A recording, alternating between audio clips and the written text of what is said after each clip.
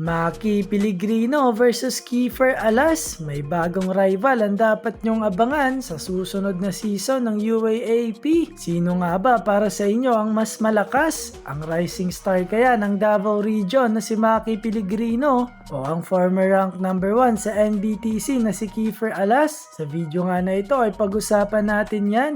So may bagong matchup nga na dapat nating abangan sa susunod na season ng UAAP. Yun nga, yung tapatang Maki Pellegrino versus Kiefer Alas. Marami kasi ang nagagalit dito kay Kiefer mga boss dahil sabi nga ng iba ay may kinalaman daw ito sa pagkawala ni Mr. MVP Rene Baterbonia na dating teammates naman ni Maki Pellegrino. Kaya excited nga ang lahat na magkatapat ang dalawang to kasi sabi ng iba ay pagtatanggol daw ni Maki Pellegrino ang kanyang best friend na si Rene Baterbonia. Pero ang tanong nga ngayon mga boss ay sino nga sa kanila ang mas malakas ni Kiefer Alas? I-comment nyo na rin kung sino para sa inyo ang mas malakas. Kung sa achievements ka ang pag-uusapan mga boss ay lamang na lamang si Kiefer Alas kay Maki Pellegrino. Una na nga dyan nung nag-MVP si Kiefer Alas sa season 85 ng UAAP High School. Sa mga hindi rin nakakaalam, si Kiefer ay ang former number 1 rank high school player noon sa bansa natin. At siya ang kauna-unahang naging 4th time All-Star sa NBTC. Tapos naging party pa siya ng mythical team sa FIBA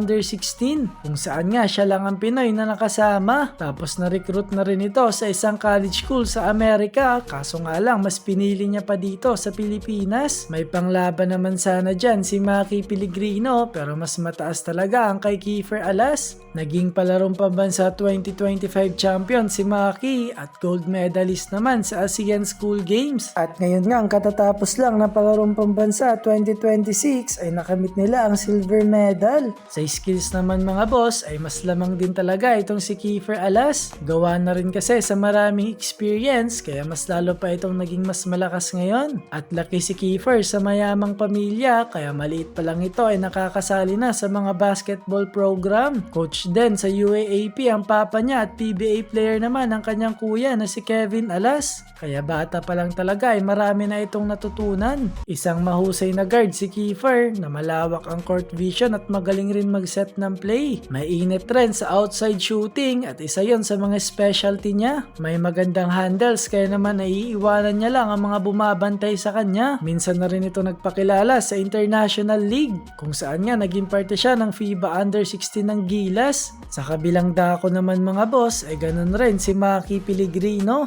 Isang mahusay na guard at napaka-athletic ng batang to. Mabilis na at malakas pa ang upper body kaya naman pag nakabuelo na ay hindi mo talaga ito mapipigilan. Solid nga yung nilaro niya noong finals ng palarong pambansa 2026 kung saan nga ay umiscore siya ng 14 points sa loob lang ng first quarter. Kaya hindi rin basta-basta ang batang to. At habang tumatagal nga ay mas lalo pang nag-i-improve itong si Maki Pellegrino. Pero kung palakasan ng talaga maglaro mga boss ay lamang talaga itong si Kiefer Alas. At lamang din talaga itong si Kiefer kasi mas matanda siya ng 1 taon kay Maki. At sa tingin ko naman ay mas mai-improve pa itong si Maki lalo na nasa bahay na siya ng DLSU. Parehas na malaki ang future ng dalawang batang to sa mundo ng basketball. Kaya abangan na lang natin mga boss kung mag-cruise na ang landas nila sa UAAP. Kung ngayon nga at kayo ang tatanungin, sino kaya para sa inyo ang mananalo pag nag 1v1 sila? Comment nyo na lang sa baba mga boss at i-follow nyo na lang din ang page natin.